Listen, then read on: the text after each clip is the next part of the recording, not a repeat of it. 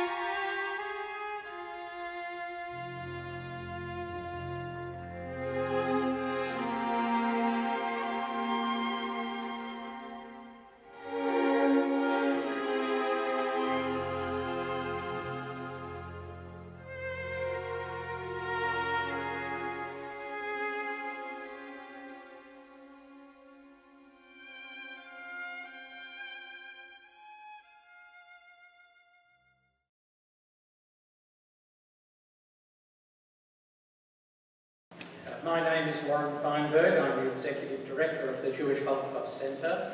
I would also like to welcome everybody here today and, of course, in particular, the Holocaust survivors. We're fortunate to have as our keynote speaker today Mr. Christopher Woodthorpe.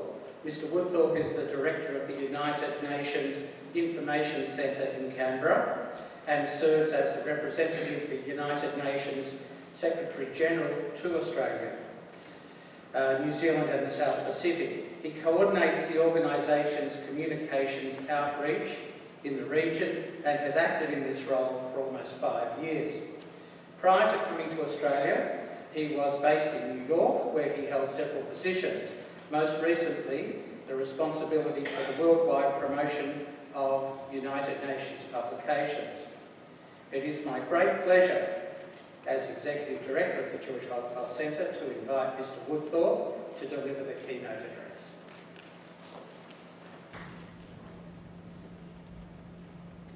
Thank you very much, Warren.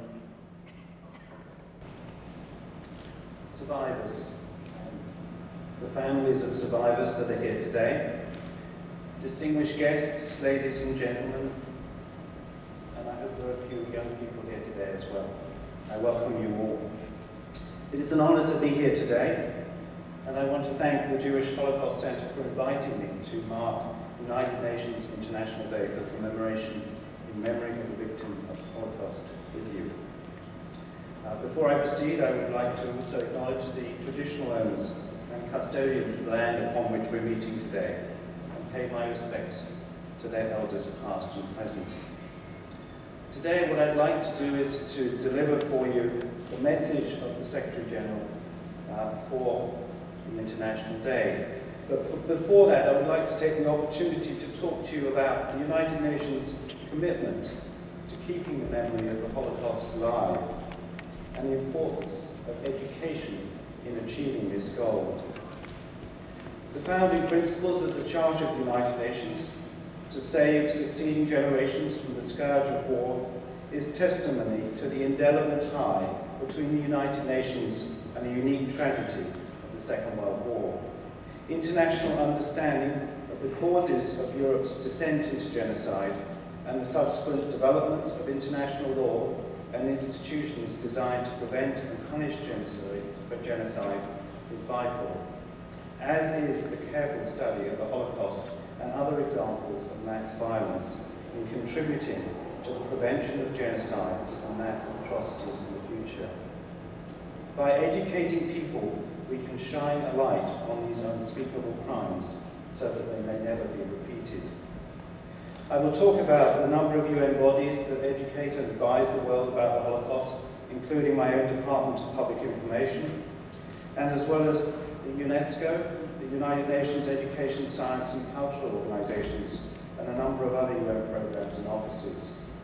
Much of this work is undertaken through important partnerships, and it is my sincere hope that this event is the beginning of an ongoing partnership with the Jewish Holocaust Centre. While the 20th century produced great achievements, it also witnessed terrible acts of inhumanity and destruction.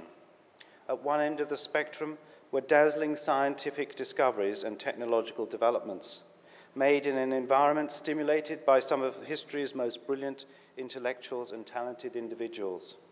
Paradoxically, human beings during this period also witnessed world wars, destruction, starvation, and mass atrocities, including the Holocaust, which, in many ways, as I have noted, animated the founding of the United Nations. While important initiatives have been made, as we just heard from Michael, by the United Nations with the adoption of the Universal Declaration of Human Rights and the Convention on Prevention and Punishment of the Crime of Genocide in 1948, along with the establishment of numerous courts and tribunals to bring to justice the perpetrators of such crimes, the killing and maiming of vulnerable groups persists today. It is incumbent upon us to ask how such acts of brutality could occur in modern, well-educated and sophisticated societies. What is the driving force behind such aggression and how can it be stopped? how do we ensure that people everywhere enjoy the advantages and fundamental freedoms available in democratic societies, allowing for non-violent conflict resolution within states and between states? What can we learn about the human nature by examining these past tragedies to ensure that they will not reoccur in the 21st century?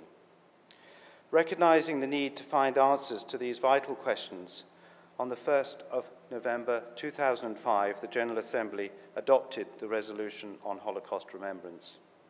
As you all know, it designated today, the 27th of January, as the annual International Day for the commemoration in memory of the victims of Holocaust. Commemorating the significant date in 1945, when the advancing Soviet troops liberated the Nazi death camp in Auschwitz-Birkenau in Poland and freeing the remaining prisoners. Member states were urged by the resolution to develop educational programs that would instill future generations with lessons of the Holocaust in order to help prevent future acts of genocide. The significance of this resolution was that it called for the remembrance of past crimes with a focus on preventing them in the future through education. It is requested that the Secretary-General establish a program of outreach on the subject of Holocaust and the United Nations, as well as measures to mobilize civil society for Holocaust remembrance and education. The UN Department of Public Information was mandated to take the lead in developing a broad initiative called the Holocaust and United Nations Outreach Program. Since 2006, the department carries out the program with the overall theme Remembrance and Beyond. This theme serves to highlight the two main elements of the program by remembering the victims and helping to prevent future acts of genocide. As a counterpoint to the ideology that led to the Holocaust, which sought to strip victims of their humanness, remembrance focuses on the individual and works to give each person a face, a name, and a story. The outreach program works closely with Holocaust survivors to ensure their stories are heard and heeded as warnings against consequences of anti-Semitism and other forms of discrimination. In all its activities, particularly with students and educators around the globe, the program draws crucial links between the underlying causes of genocide, the lessons to be learnt from the Holocaust, and the promotion of human rights today. A key element of our outreach program are the annual observances which are being held around the world today. In 2014, the observance of the International Day is centered around the theme, Journeys Through the Holocaust.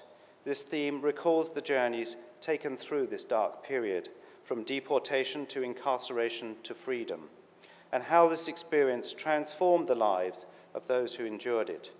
These are stories of pain and suffering, yet ultimately also of triumph and renewal, serving as a guiding force for future generations. Journeys Through the Holocaust are at the heart of remembrance events in New York this year. An NGO briefing will be held on the deportation of Hungarian Jews, and there will be a panel discussion on the rescue of Jews in Albania. At the Holocaust Memorial Ceremony that is being held at the United Nations, filmmaker Steven Spielberg will deliver the keynote address, marking the 20th anniversary of the University of Southern California's Shoah Foundation Institute, which was founded by Mr. Spielberg following the filming of Schindler's List. Observances are also held around the world, many organized by the department's information centers, of which we are one of them. There are 63 around the world. These UNICs, which we call them, of which Canberra is one, extends the educational reach of the United Nations by observing the International Year with civil society groups, government representatives, and citizens around the world. In 2013, for example, UNICs took part in 66 events in Europe, 32 in Africa, 13 in Asia and the Pacific, and 21 in the Americas. Events included exhibitions, film screenings, educational activities, annual memorial ceremonies, and social media activities. UNIC Canberra celebrated or commemorated the International Day with the Sydney Jewish community and an event organised by the Australian Association of Jewish Holocaust Survivors and Descendants and the Sydney Jewish Museum. Jewish community groups play an integral role in UN events. It is through partnerships and civil society groups such as this centre and other not-for-profit organisations, governmental and educational organisations represented here today, that together we can keep the memory of the Holocaust alive. These partnerships help the programme to produce influential educational materials, create effective professional development programmes, and extend the programme's work to a global audience. For example, dynamic exhibitions have been made possible by partnerships with the Task Force of International Cooperation of Holocaust Education, Remembrance and Research, and educational study guides have been produced with the International School of Holocaust Studies at Yad Vashem. The Path to Nazi Genocide, an educational resource that has been made available to educators around the world this year, is through a partnership between the UN and the United States Holocaust Memorial Museum. Comprised of a film, timeline, and article, the resource is intended to provoke reflection and discussion between students about the role of ordinary people, institutions, and nations between 1914 and 1945. Another resource within our programme is the film of the Australian story, which you may all well be familiar with, as the Jewish Holocaust Centre screened it last year. It's called Blinky and Me. It's about the life of an animator, Yoram Gross. Using the creative outlet of animation, Gross related his journey to the adventures of Blinky Bill. This can be seen in the stories of the koala becoming homeless due to the woodlanders and near escape from dogs, and in the dialogue, "Sometimes I hear my mother's voice. I love her so much." Gross described his journey from Nazi-occupied Poland as, like mice, we fled from place to place to avoid getting caught. This year, the Holocaust and United Nations Outreach Programme has sent this film to UNICs around the world as one of the initiatives of the International Outreach Project, the film series. This is an annual project, and last March, UNIC Canberra held a similar film screening of another film called The Last Flight of Peer Gynt with the Sydney Jewish Museum. These projects are part of the multifaceted work plan that also includes online and print educational products, learning opportunities for students, professional development programs for teachers, seminars, exhibitions on a variety of themes, and a permanent exhibition on the Holocaust at the UN headquarters in New York. The DPI program also promotes awareness through publications of discussion papers and hosts roundtable discussions with Holocaust survivors and renowned historians. And a worldwide access to the outreach program's resources is ensured by the translation of these into different languages. The significance of keeping the memory of the Holocaust alive is also highlighted through the strong work of UNESCO, with the 1970 inscription of the Auschwitz-Birkenau German Nazi concentration and extermination camp into the World Heritage List as a symbol of humanity's cruelty to its fellow human beings. As the Director General of the United Nations Educational and Scientific and Cultural Organization, Irina Bokova, said, "The history of genocide perpetrated during the Second World War does not belong to the past only. It is a living history that concerns us all, regardless of our background, culture, or religion." UNESCO adopted the UN General Assembly's resolution on Holocaust remembrance at its 34th conference in 2007. The organization also partners with major specialized institutions, much like the UN, and intergovernmental bodies to engage policymakers, educators, and students in a critical reflection about the roots of genocide and the necessity to nurture peace and human rights to prevent such atrocities in the future. The preservation of not only the memory of the Holocaust, but the historical sites and artifacts is also stressed by UNESCO. The organization has financially supported the preservation of the Auschwitz-Birkenau German Nazi concentration and extermination camp, and is currently working on a project to create a permanent exhibition on the Holocaust in the territories of ex-Yugoslavia. UNESCO's Memory of the World Register, an international list of historical items, also includes different testimonies of the Holocaust, including pages of testimony collection, archives of the International Tracing Service, Diaries of Anne Frank, and the Warsaw Ghetto Archives. The inclusion of these documents into the Memory of World Register highlights the importance of preserving these historical items for future generations. UNESCO provides resources for teaching on the Holocaust and other genocides, holds consultations with member states to introduce the history of the Holocaust and mass atrocities into national curriculum, and develops relevant educational programs. The agency also studies the Holocaust, studies how the Holocaust is taught around the world, and provides assessment of textbooks. An example of one of the UNESCO resources is the 2013 booklet for teachers about why it is important to teach about the Holocaust. Explaining what was the Holocaust and the history of genocide, the booklet highlights it as a defining historical moment. A key part of the booklet is the fact that genocide is not inevitable and that man-made catastrophes are not accidents of history, but can be prevented. The booklet stresses the importance of educating students and about the responsibilities of states and citizens, as well as the potential for technology to be abused and the contributory role of silence to oppression and the roots of prejudice and racism in order to prevent future atrocities.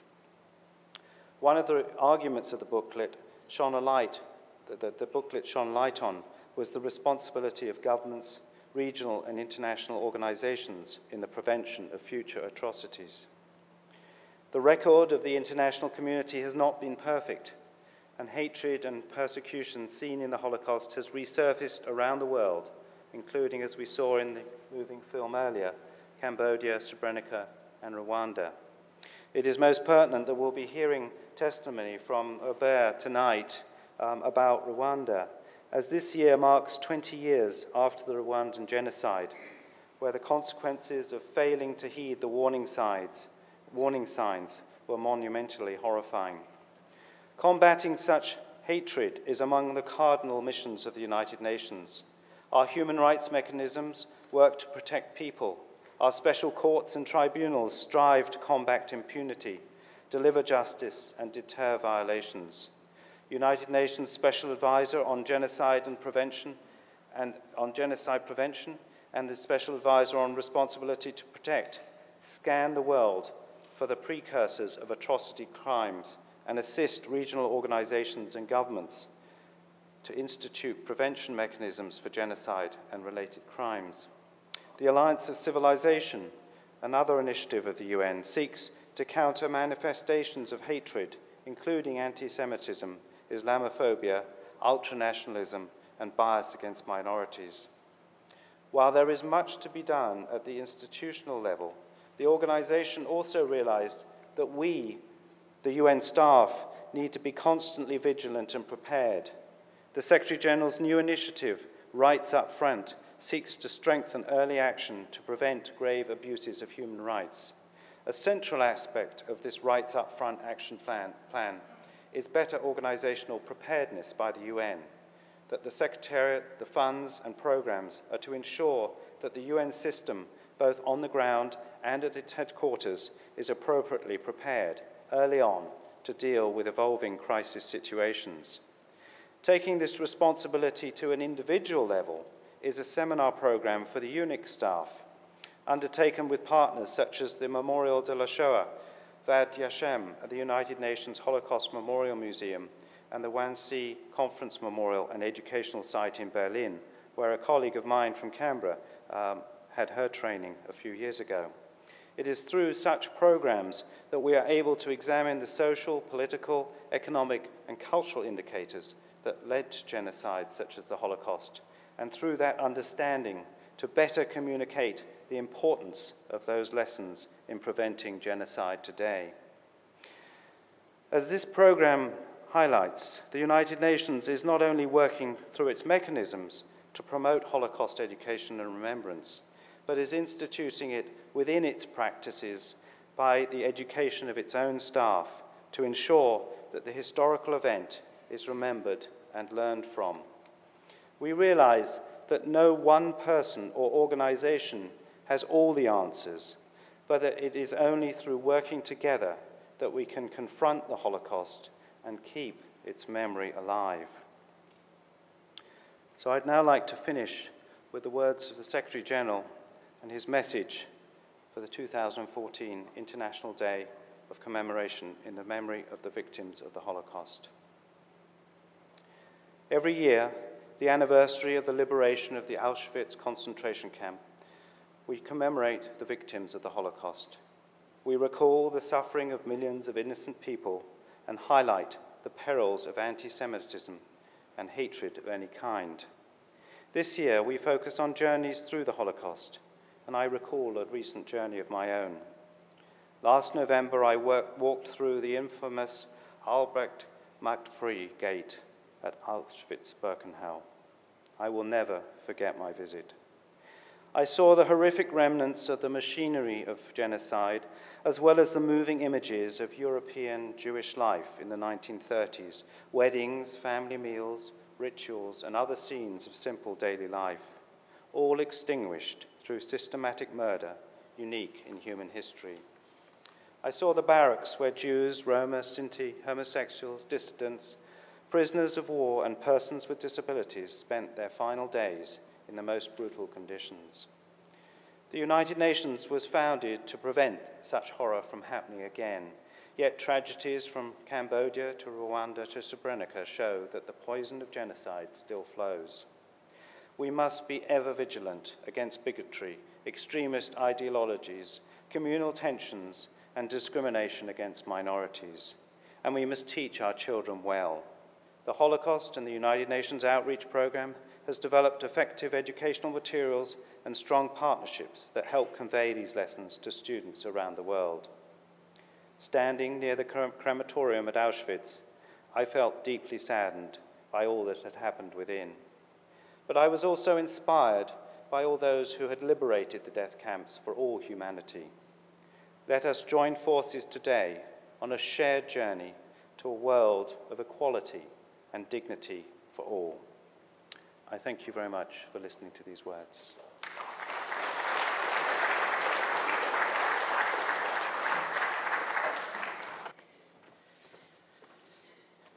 In 2005, the United Nations passed a resolution requesting member states such as Australia to recognise this day globally, honouring the memory of the victims of the Holocaust.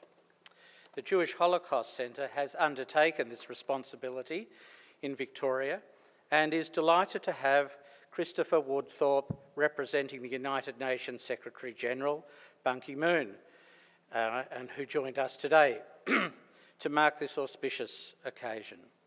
Mr. Woodthorpe's address reminds us that in acknowledging the tragedy of the Holocaust, we must remain vigilant in our efforts, never to allow an event such as the Holocaust to be repeated. Genocide has not been averted since the Holocaust period, and through our own political efforts and efforts of the United Nations, we continue to seek ways to draw the attention of all nations to honour the victims of these crimes and to implement strategies to prevent human suffering in a timely manner wherever they may arise. These messages we've just heard from Mr. Woodthorpe pardon me, must echo with the next generation if our aspirations to build a just global society are to be realised. This year, I called yet again on the Australian Government to actively promote Australia's status with the Task Force for International Cooperation on Holocaust Education, Remembrance and Research, and to move the status of our country from that of an observer nation to a full membership nation of the task force. By doing so, it will confirm Australia's responsibility to provide Holocaust education programs for all Australian children. Most of Europe, Britain, the United States, Israel and Canada are members of the task force, and we could be too.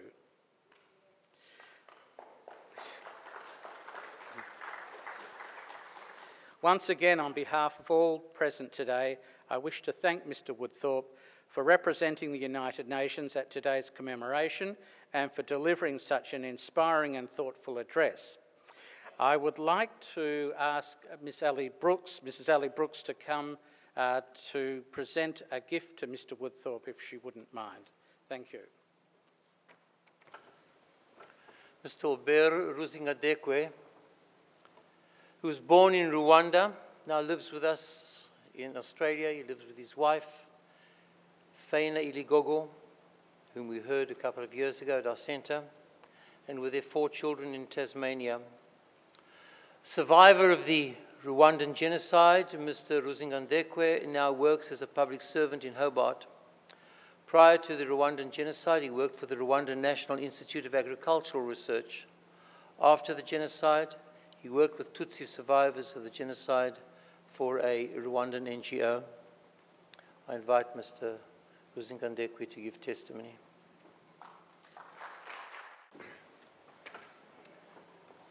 Hi, everybody. I apologize first for my accent. So if you can hear me, I'll try my best. Hopefully you can hear me. It is a great opportunity to be here, talking to you here today. And it is a great privilege for me to be speaking to you right now. I know that some people know about the Rwandan genocide, and I like to call it Tutsis genocide, Tutsis Rwandan genocide, because it was Rwandans who killed other Rwandans. It was not someone from outside, so it's really Tutsis killed Hutus. So it's, in a way, really Tutsis genocide, really. And I'll just give you a quick background of the genocide of the country, because maybe some of you may not know what Rwanda is, where it is located.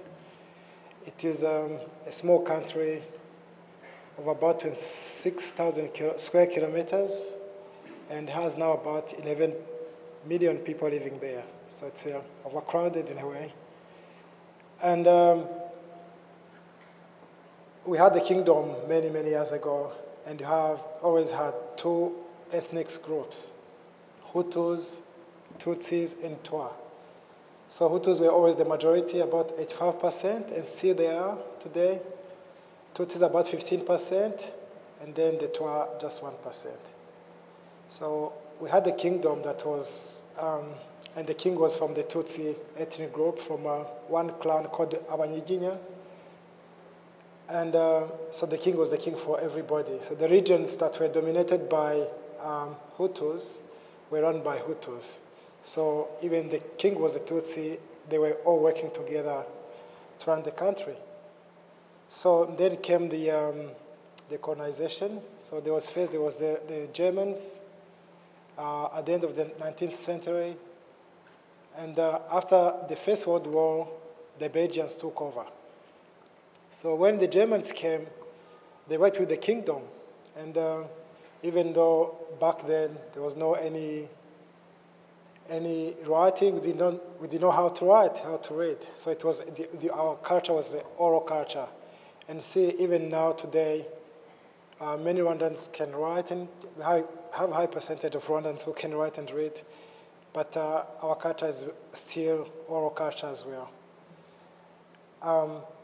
So the Germans came and worked with the kingdom, and everything was okay. So when they left, the Belgians took over after the First World War, and then that's when they decided that Tutsis were smarter than Hutus. So they dismissed all Hutus who were running any political activities and replaced them by Tutsis. So obviously Hutus were not very happy about it. And so they introduced the ID cards with ethnic groups on, so Hutu, Twa, and Tutsis.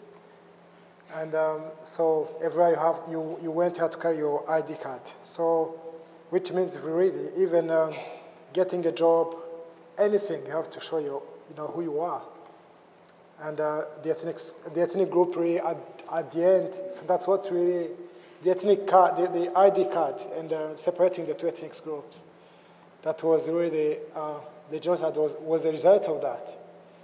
So at the end of 1950s, 1960s, the same Belgium decided that Hutus were the majority, therefore they have to run the country. So they introduced the political parties based on the European model, even though Rwandans could not read still. Those who could read were still a small minority or read. So in a way, really, the people were not ready for a democracy of that kind, I think. Anyway, so 1960s, there was a political party based on called Hutu political party called Pame Hutu. So they won the election in 1960s.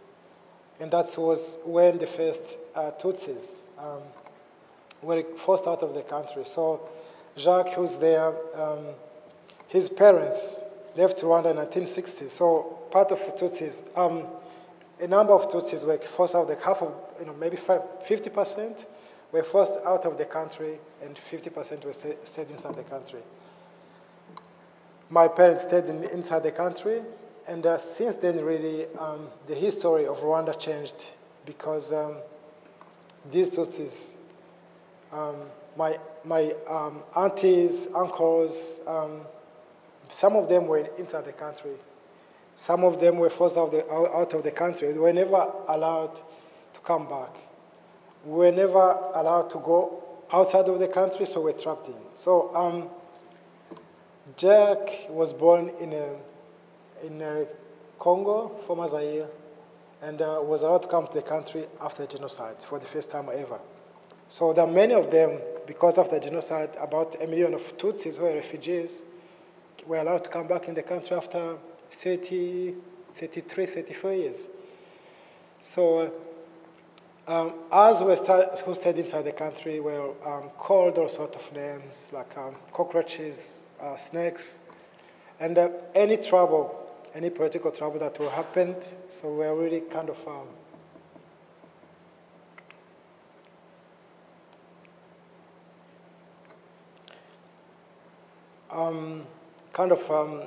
scapegoat. So I'm sorry, I want to put myself together. One bit more. So any problem that happens inside the country, Tutsis will be killed. So, but not to the point of the genocide, because there will be massacres, but not really proper genocide. Always, men and the boys were killed. Back then, this happened in 1961, 62, 66, 1973. Thank you. And every time any problems happen, political problems happens, Tutsis were killed. So then in 1990, so these Tutsis who were refugees from 1960s tried to negotiate to come back in the country peacefully. But the government back then said that the country is small. The country is really very small, that's right. But they said just at least those who live outside of the country, we won't have an identity, we want to be called Tutsis. No, sorry, called Rwandans, because we've been refugees, the second generation refugees, third generation refugees. And so they were not allowed to come. So they organized themselves in an army and attacked Rwanda in 1990 from Uganda, took a piece of land and started negotiating. That's when UN got involved. So there was about a number of, I cannot remember how many UN peacekeepers were there in 1993. So because they were trying to a peace deal. So but the government, from that day, 1990, organized, get ready for the genocide, organized because they did not want the Tutsis inside of the country to be alive if these Tutsis from outside the country come to the country. Obviously, they're not strong enough to kick them out of the country. They had to negotiate with them. And so they organized the genocide, which was very simple. They had our ID cards. They know every home, because they have a system of 10 homes. So that has a leader. So the leader, we know who is Tutsis, we know which home belonged to Tutsis or not. So they trained the militia, gave them guns and grenades and everything. And so then, in 1994, the airplane of the president got shot when he was coming from Arusha to those peace deals. He was going to sign them, but they never got signed, by the way. And when it happened, it was the 6th of April. Then the genocide started. So there was really no way to escape because everybody got involved, the whole population. The army got involved, the police, what's called gendarme back then, got involved. And so you could not do 100 meters work without being killed. So my dad, when it started in 1990, the war started in 1990. My dad was in the wrong region where the war started, so the first Tutsis got killed there. So he was one of the people who got killed. And so we never knew what happened to him. We believed that he could be still alive until the end of the genocide in 1990, for 4 years later. So we were then allowed to go and find out. So we were told that he was killed. Who killed him? The person was known, but refused to show us where his body was put. So at the end, in 2013, when we had the Gacaca, the local judicial for the genocide, the local one in Rwanda, this person showed us where our dad was buried. My mom, when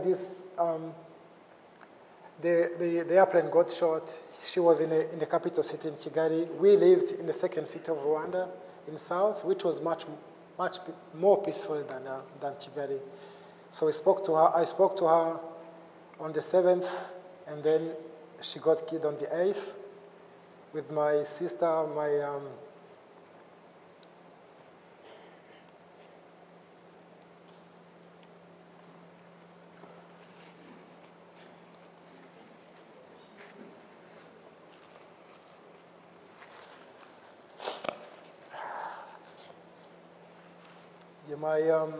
my two sisters, my brother, and my cousin.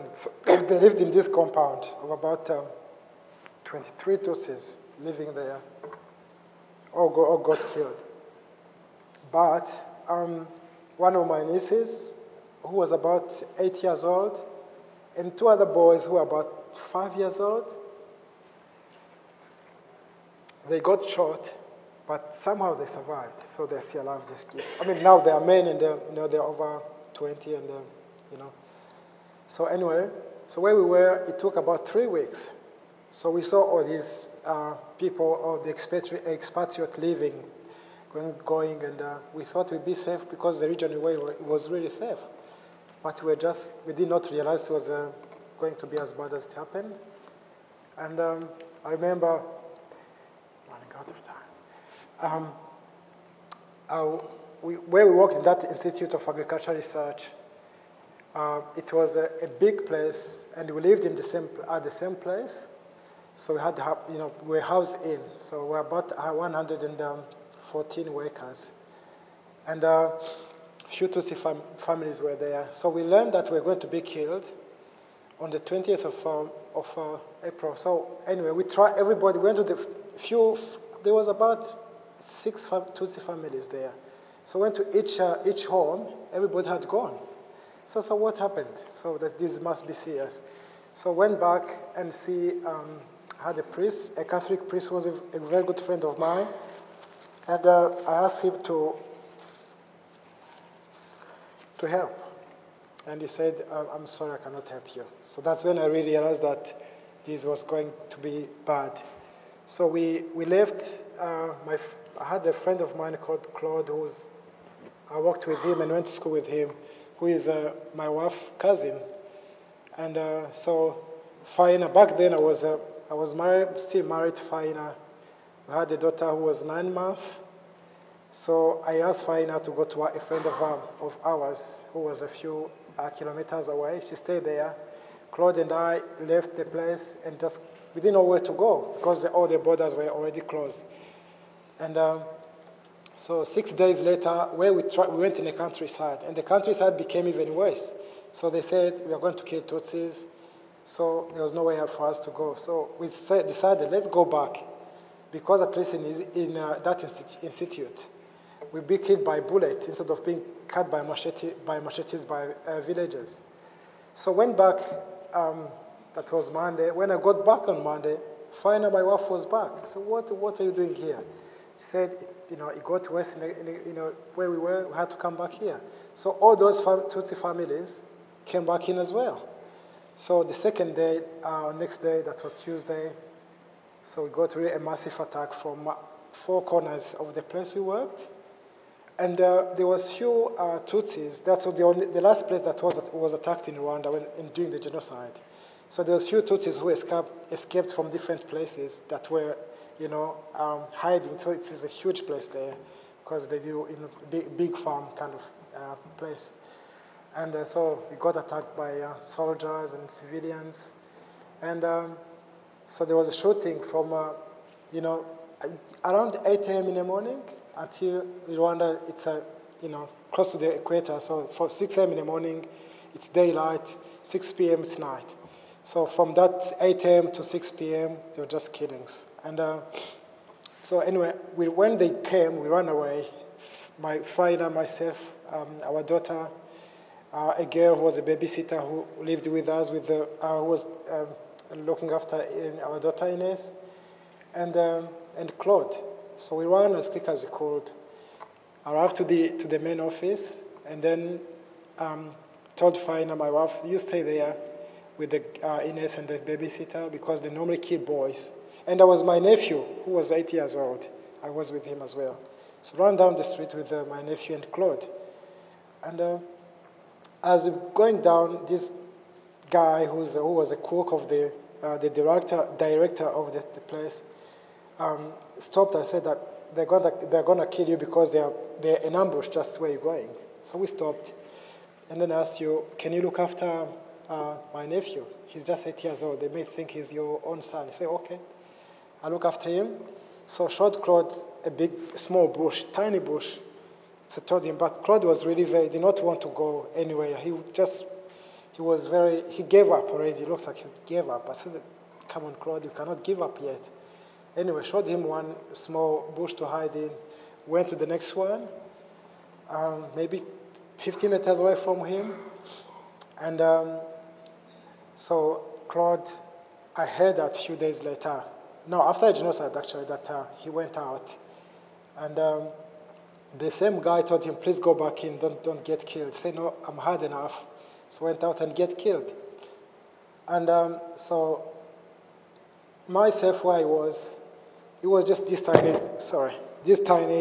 bush, really very small, between two main roads. And I saw these guys coming and just killing people all around me. And at some stage, they thought there was somebody in that bush where I was. And they called me to come down because I actually ran down on the street. I saw people coming. I went back on the top of the hill, I don't know the right word in English, but I went on top of the hill, and they could see that somebody has walked there. And they called me. I did not answer. And they sent one of them to come and get me. I was seated down on the grass, and a bush was this tall. And he came close to me. I was like a meter away from me. He turned and went back.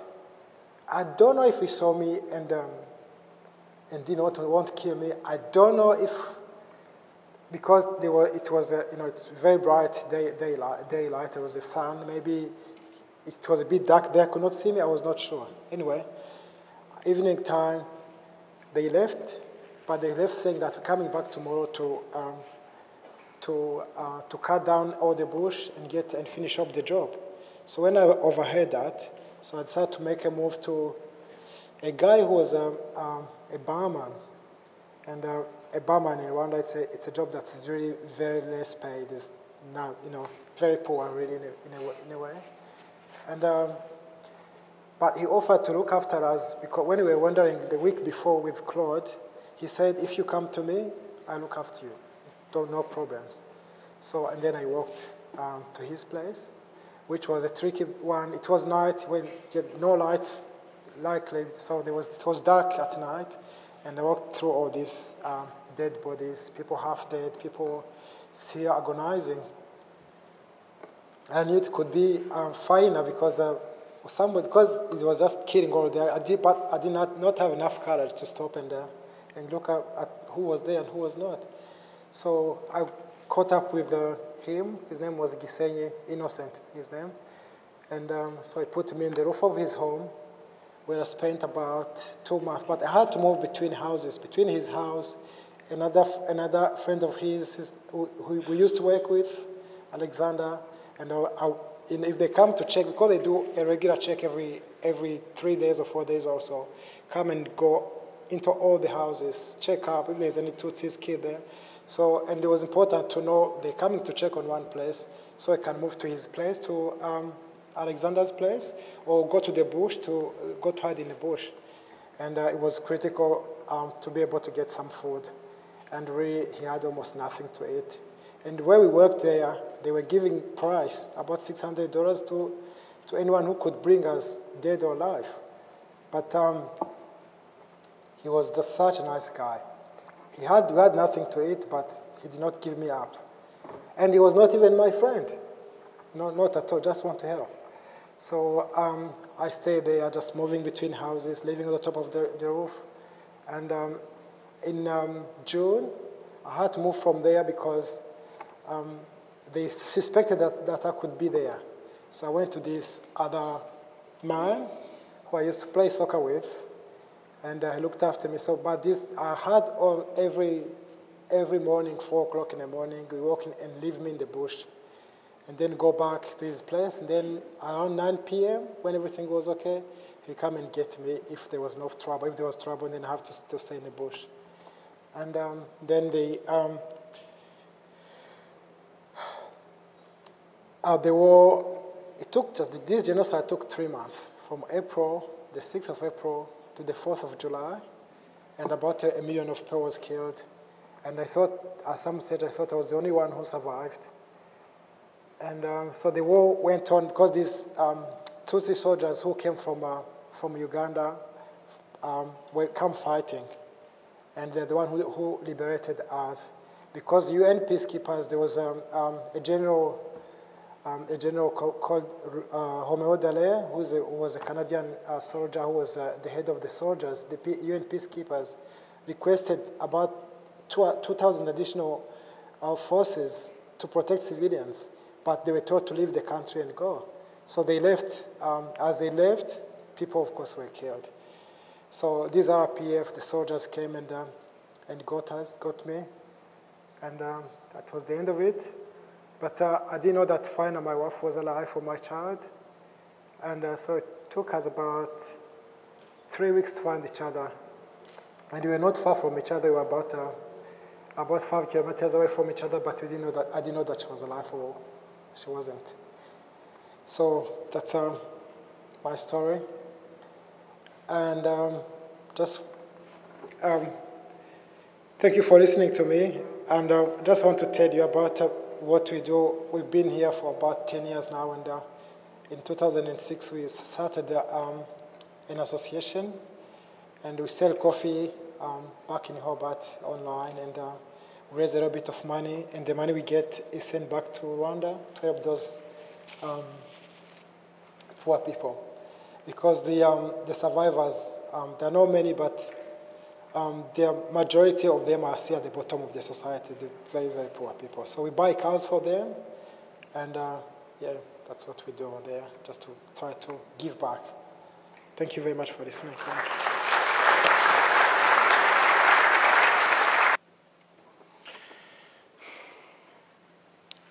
Mr. Gennady Vilkov is the president of the former inmates of Nazi concentration camps and ghetto survivors of the former Soviet Union. He's a child survivor of Domanyovka and Bogdanovka concentration camps. He's joined today by Mr. Peter Davidovich Kravchenko, who, together with his two colleagues, Mr. Joseph Tepper and Mr. Lev Arenstein, now no longer with us, was part of the Russian forces which actually liberated Auschwitz. I invite them to light the first candle in honor of those who liberated the prisoners of Auschwitz-Birkenau and the many camps and ghettos in which the victims of the Nazi scourge were incarcerated.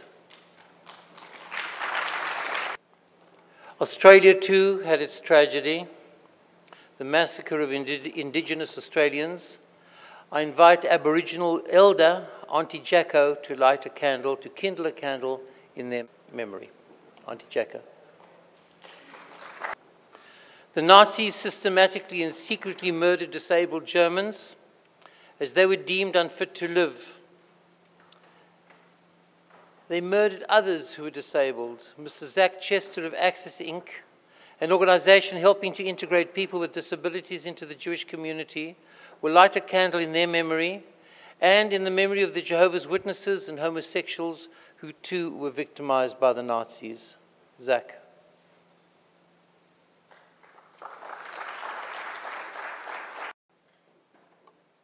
Mr. Lee Fuller is president of the Romani Association of Australia. I invite him to the stage to light a candle in memory of the Sinti and Romani people who were exterminated by the Nazis.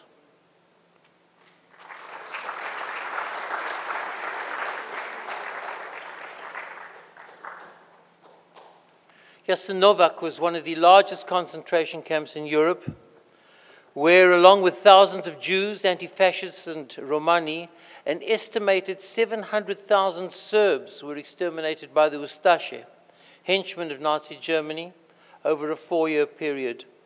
I invite Mr. Nik Njatovic, who represents the Serbian victims of World War II, to come up and to light a candle in memory of those victims, as well as the victims of genocides which have occurred throughout the 20th century, and those we are still witnessing today. Tragically, the list is extensive.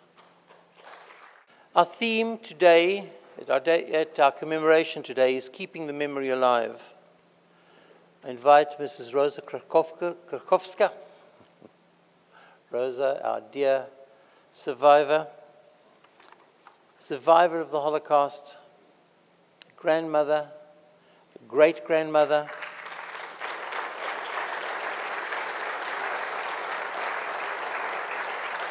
and she will dedicate a candle to serve as a perpetual memory of the victims of the Holocaust for us and Rosa for succeeding generations.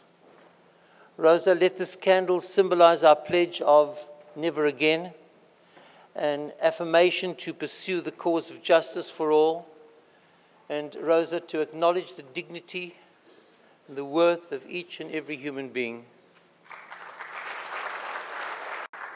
Please rise and join me in the traditional anthems.